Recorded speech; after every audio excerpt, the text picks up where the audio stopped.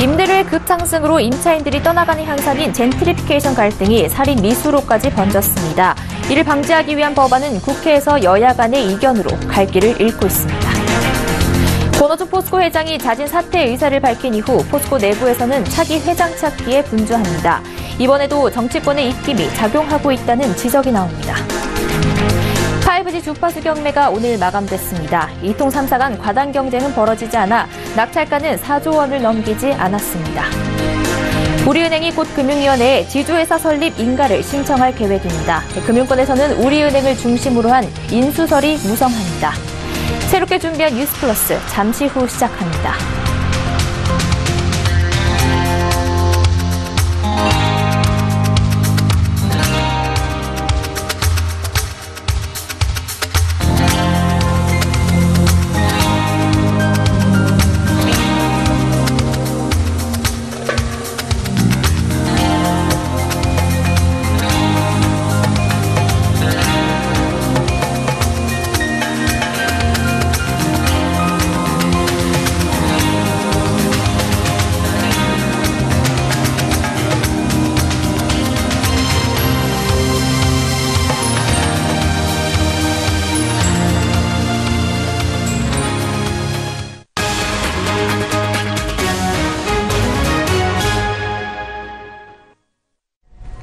안녕하십니까, 양한나입니다. 새롭게 준비한 뉴스플러스 첫 소식 전해드립니다. 원래는 사람들이 잘 찾지 않던 지역이 특색 있는 상권이 되면서 이에 공헌했던 기존 상인이나 예술인들이 임대료의 급상승으로 삶의 터전을 잃게 되는 것을 젠트리피케이션이라고 하죠.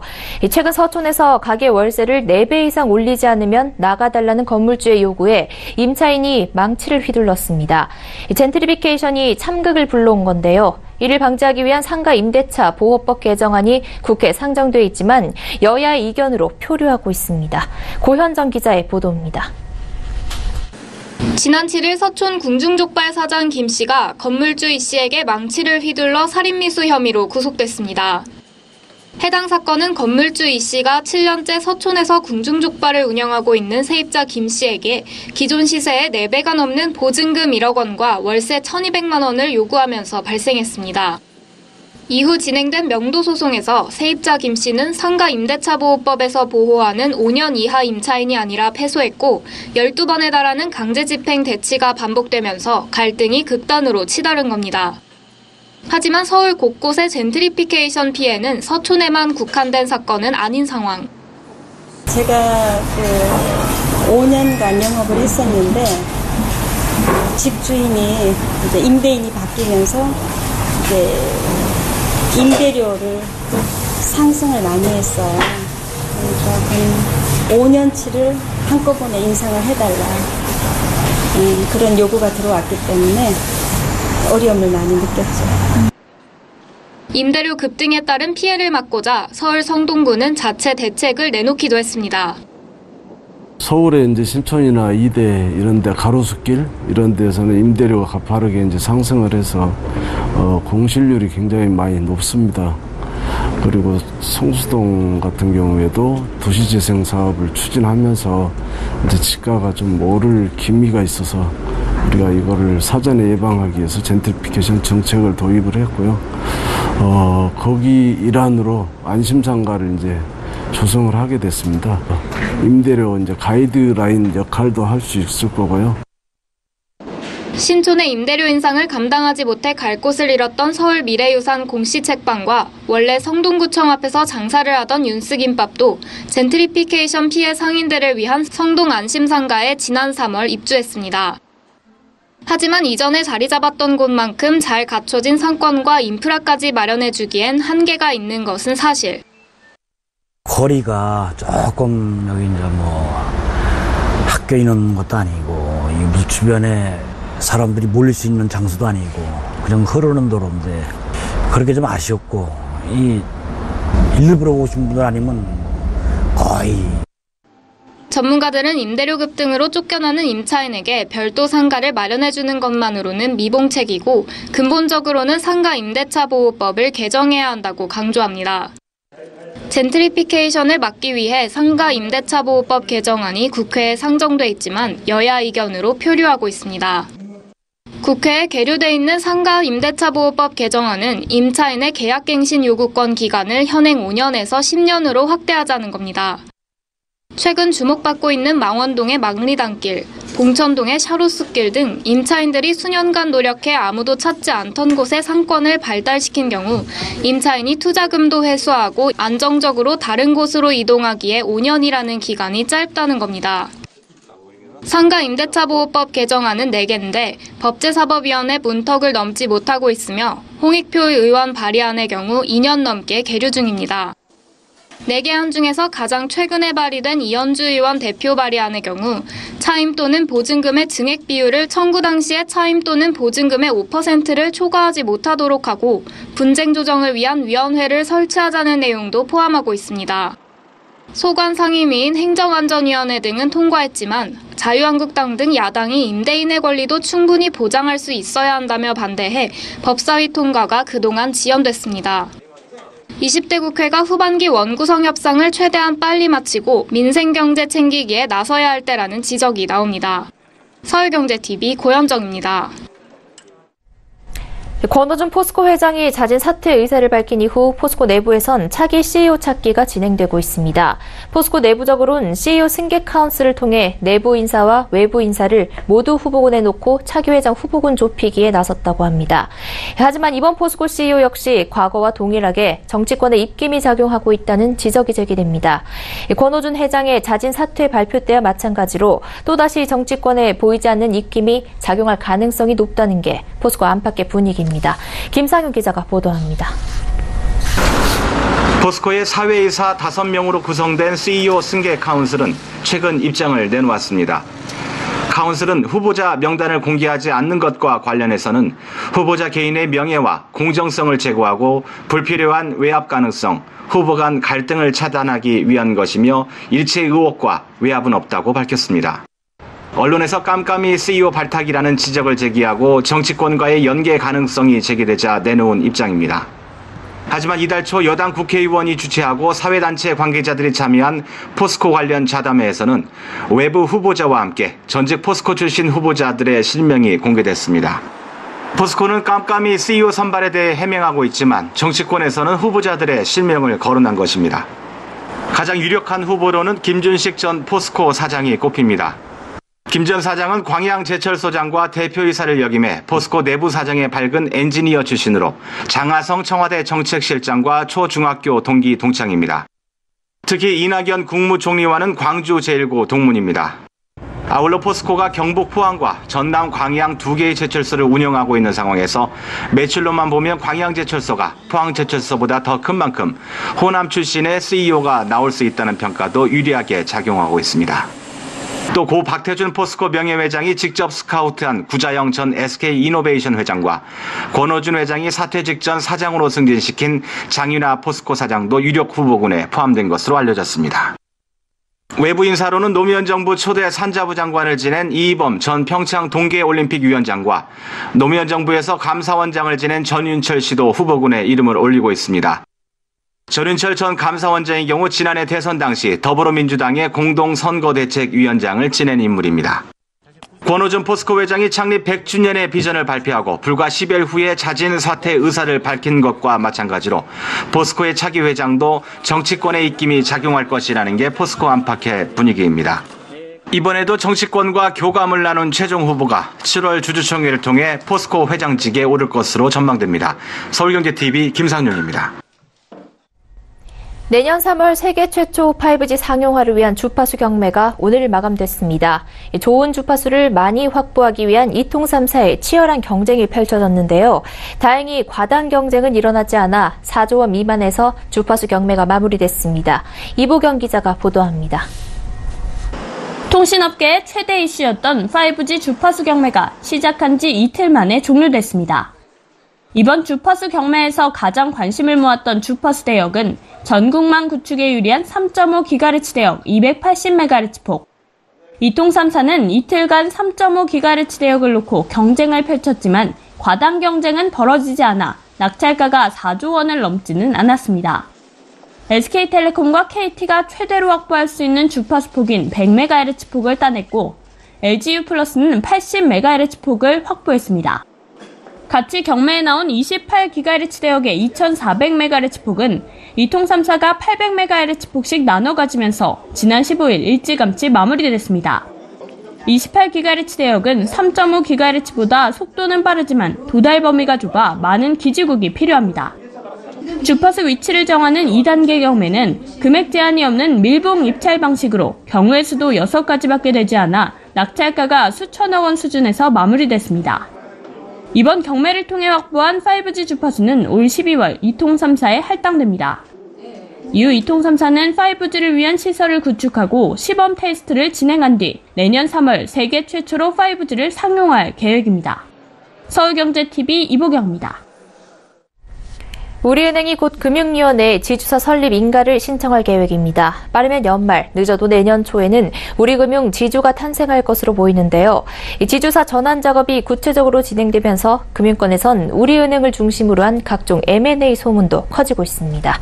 정훈규 기자입니다. 우리은행은 내일 오후 이사회를 열고 금융지주회사 설립과 지주사 체제로 전환하는 안을 의결합니다. 지난달 20일 내년 초를 목표로 한 지주사 전환 계획을 공식 선언한 후 한 달 만입니다. 당국과 사전 조율도 마친 만큼 인가 신청도 곧장 이뤄질 전망입니다. 앞서 금융위는 우리은행이 인가 신청 때 서류만 잘 준비해오면 2달 이내로 가능하다고 밝힌 바 있습니다. 이렇게 되면 인가를 얻은 뒤 주총 등 필요 절차를 감안해도 올해 안에 지주사를 설립하는 것도 가능합니다. 새로 탄생할 우리금융지주의 상장 시기는 내년 1월에서 2월로 예상됩니다. 지주 전환 작업에 속도가 붙으면서 우리은행이 새로 영입할 비은행 금융사에 대한 소문도 무성해지고 있습니다. 금융지주에서 은행 다음으로 카드와 보험, 증권 등이 핵심 계열사 역할을 하지만 우리은행은 카드사만 보유하고 있습니다. 지주 전환 후 우리은행은 7조 원 규모의 자회사 출자 자금을 확보할 수 있어 비교적 큰 회사들도 인수 대상에 거론됩니다. 삼성증권과 하이투자증권, 유안타증권에 이어 최근 교보증권까지 인수설에 이름을 올렸습니다.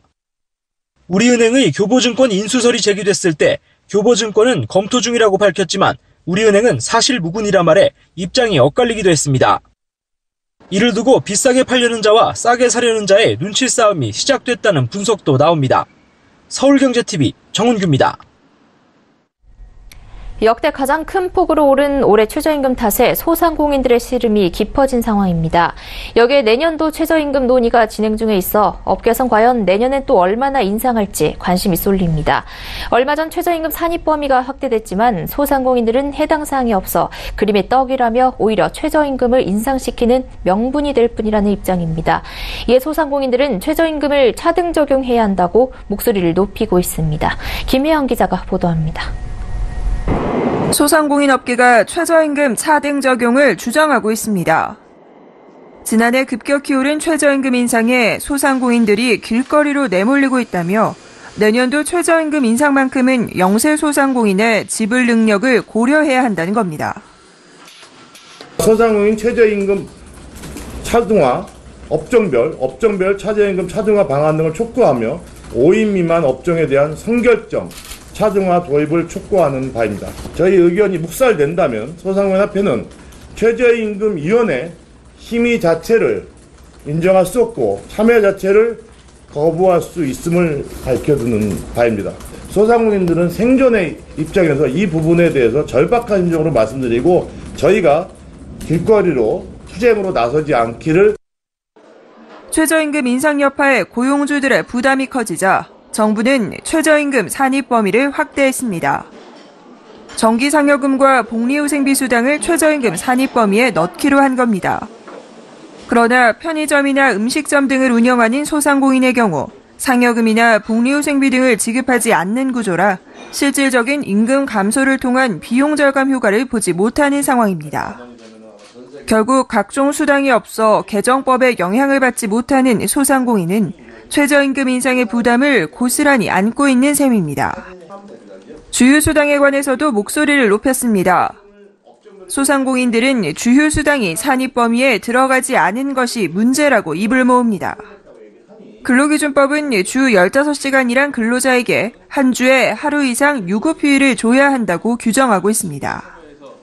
실질적인 최저임금 수위는 9,044원이 됩니다. 정부가 공약으로 내서 있는 2020년에 10,000원이 된다고 하면 실질적인 최저임금은 12,000원이 되기 때문에 그런 불합리한 어떤 부분에 대해서 개선을 요구한 거고요. 최저임금 인상에 소상공인들의 어깨가 무거워지고 있습니다. 서울경제TV 김혜영입니다. 유해성을 둘러싼 전자담배와 식약처 간 공방이 치열해지는 양상입니다. 지난 7일 식약처는 전자담배에서도 1급 발암물질이 검출됐고 일부 제품은 오히려 일반 담배보다 타르 함량이 높다고 발표한 바 있습니다. 오늘 대표적인 전자담배 회사 필립 모리스가 정면 반박하는 자료를 내놨습니다. 유동현 기자입니다. 아이코스 제조 판매회사인 필립 모리스가 구체적인 연구 결과를 제시했습니다. 미국 성인 흡연자 1,000여 명을 대상으로 한 6개월 임상시험 결과 아이코스가 일반 담배보다 덜 유해하다는 겁니다. All of which are included in our list of 58 harmful chemicals reduced on average by over 90%.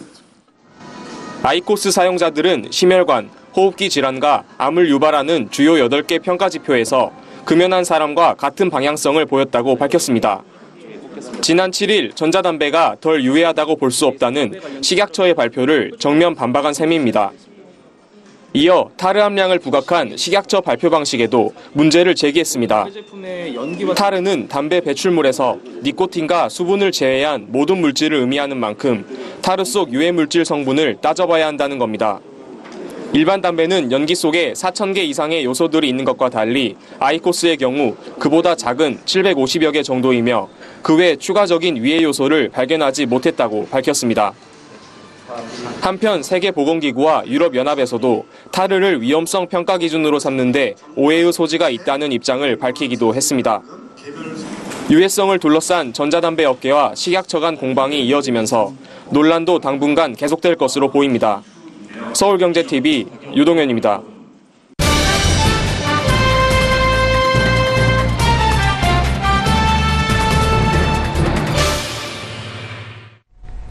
오늘부터 새롭게 선보이는 이슈 플러스는 기자와의 대담을 통해 최신 경제 이슈에 대해 심도 있게 알아보는 코너입니다.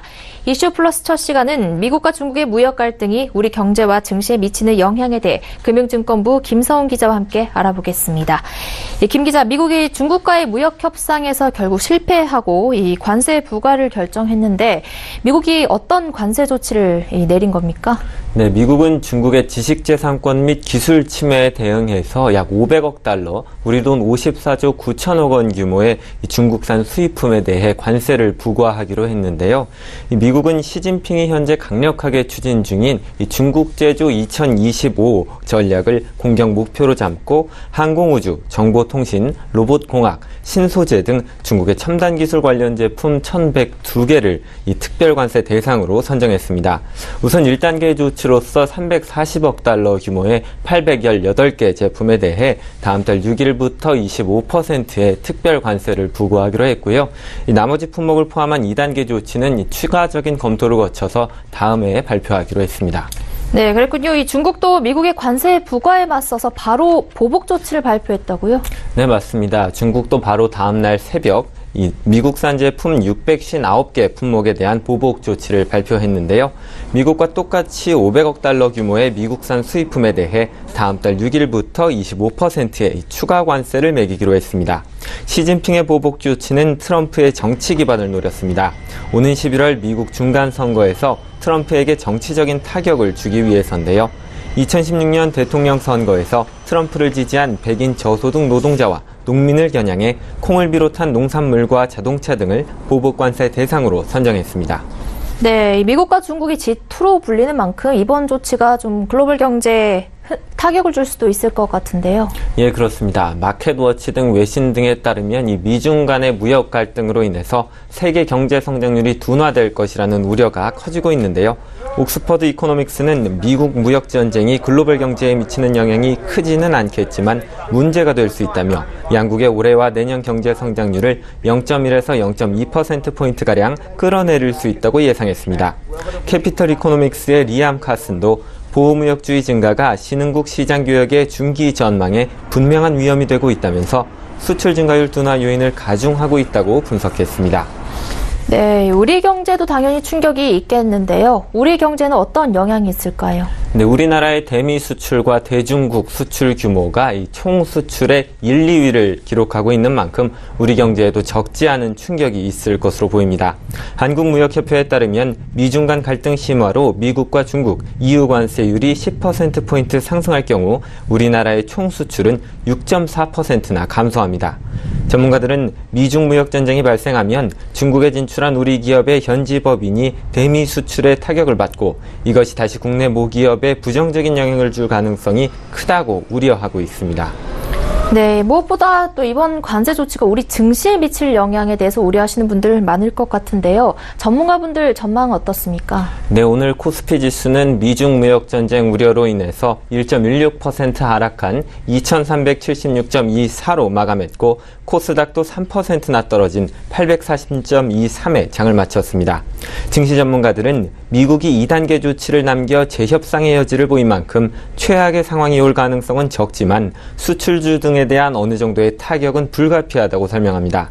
이 대신증권은 무역 갈등으로 인한 수출 동력 둔화는 대외 노출도가 높은 산업과 기업의 매력을 반감시킨다면서 점진적으로 수출주와 경기민감주 비중을 줄일 필요가 있다고 조언했습니다. 네, 그래도 우려 섞인 시각만 나오는 건 아닌 것 같습니다. 이 미국이 중국산 수입품에 대해서 관세를 부과하는 게 오히려 우리 기업에 또 기회가 될 수 있겠다, 이런 전망도 나온다고요? 네, 맞습니다. NH투자증권은 이 미국이 관세 인상으로 인한 단기적인 피해를 줄이기 위해서 중국 외 다른 국가들에서 이 해당 품목들을 조달할 수 있는지 사전에 이 조사한 바 있기 때문에 우리 기업이 미국에 수출할 기회도 또 추가적으로 생길 수 있을 것이라고 분석하고 있는데요. 특히 선박이나 항공기 또 철도용 차량 등이 대체 가능성이 높은 품목으로 꼽히고 있습니다. 네, 미국과 중국의 무역 전쟁이 우리 경제와 증시에 미칠 영향에 대해 김서훈 기자와 알아봤습니다. 오늘 말씀 고맙습니다. 고맙습니다.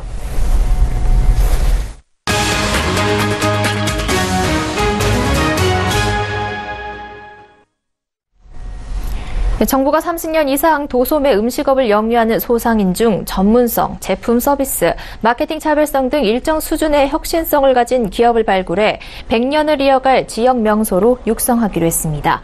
중소벤처기업부는 오늘 100년 가게 육성 방안을 발표하고 성장 잠재력이 있는 소상공인을 발굴해 100년 이상 존속 성장할 수 있도록 지원하고 성공 모델을 확산해 지속 가능한 선순환 생태계를 조성하겠다고 밝혔습니다.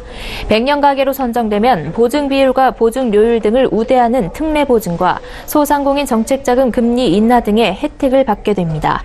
올해 목표는 100여 개로 앞으로 업종 범위를 확대하고 규모도 늘릴 예정입니다. 중기부는 100년 가게의 안정적인 임차 환경 조성을 위해 법무부와 협업해 상가 임차인의 계약갱신 청구권 행사 기간을 5년에서 10년으로 연장하고 건물주가 재건축, 철거 등 사유로 임대차 계약 연장을 거절할 시 영업시설 이전 비용을 보상해주는 퇴거보상제도 마련합니다. 100년 가게 선정을 위한 예산은 5억 원이며 기존 특례보증자금이나 소상공인 정책자금 등을 활용합니다. 경찰이 오늘 황창규 회장 등 KT 전 현직 임원 4명에 대해 정치자금법 등 위반 혐의로 사전 구속영장을 신청했습니다.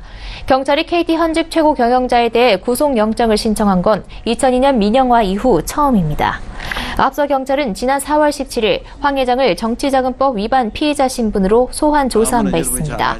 경찰은 KT 전 현직 임원들이 2014년 5월부터 작년 10월까지 소위 상품권 깡을 통해 조성한 현금 4억 4,190만 원을 19, 20대 국회의원 99명의 후원 계좌에 입금하는 과정에 황 회장이 관여한 것으로 보고 있습니다. 이와 관련 KT는 CEO는 해당 건에 대해 지시하거나 보고받은 적이 없다며 사실관계 및 법리적 측면에 대해 성실히 소명하겠다고 밝혔습니다. 올 들어 시중 부동자금이 매달 사상 최대치를 경신하고 있는 것으로 집계됐습니다. 한국은행과 금융투자업계에 따르면 올해 3월 말 현재 시중 부동자금은 1,091조 원으로 사상 최대치를 경신했습니다. 이는 지난해 같은 기간에 비해 무려 72조 원가량 늘어난 수준입니다. 현금과 머니마켓펀드, CMA 등을 더한 금액인 시중 부동자금은 지난해 12월 말 1,072조 원으로 당시 사상 최대 기록을 세운 후 올해 3월까지 넉 달 연속 최고 기록 행진을 이어가고 있습니다. 시중 부동자금이 이처럼 매달 최고 기록을 보이는 건 초저금리 상황에서 투자자들이 마땅한 투자처를 찾지 못하기 때문으로 분석됩니다. 실제로 올해 1월 사상 최고 수준으로 올랐던 코스피는 2월 들어 조정을 받고 횡보 중이고 부동산도 정부의 대출 규제와 다주택자 양도소득세 중과 등 영향으로 거래가 급감하며 시장이 빠르게 식고 있습니다. 산업통상자원부에 따르면 정보통신기술 분야를 제외한 수출이 3개월 연속 감소세를 보이고 있습니다. ICT를 제외한 수출은 올해 2월 288억 9천만 달러, 3월 324억 4천만 달러로 1년 전보다 각각 0.8%, 0.2% 감소한 데 이어 4월까지 3개월 연속 후퇴했습니다. 취업준비생들은 평균 220만 원 이상의 첫 월급을 원하지만 실제로는 200만 원도 못 받을 것으로 예상한다는 분석이 나왔습니다. 취업포털 작코리아와 알바몬의 조사 결과 취준생들의 첫 월급 희망액은 평균 223만 4천 원인데 실제 받을 것으로 예상하는 급여는 평균 198만 2천 원에 그쳤습니다. 보건소 금연클리닉 사업 예산이 크게 늘었음에도 금연 성공률은 낮아지고 있습니다. 보건복지부에 따르면 보건소 금연클리닉 예산은 2014년에 비해 2017년 3배로 늘었지만 금연 결심자의 6개월 금연 성공률은 2014년 49.2%에서 지난해 37.1%로 감소했습니다. 정부가 신혼희망타운의 분양가를 시세 대비 60% 선까지 저렴하게 분양할 방침입니다. 대신 시세의 70% 이하에 공급되는 주택은 로또 논란을 불식시키기 위해 수익공유형 모기지나 환매 조건부를 의무화해 주택 매도 시 시세 차익의 최대 50%까지 회수하는 방안을 추진합니다. 센 뉴스 플러스 여기까지입니다. 시청해주신 여러분 고맙습니다.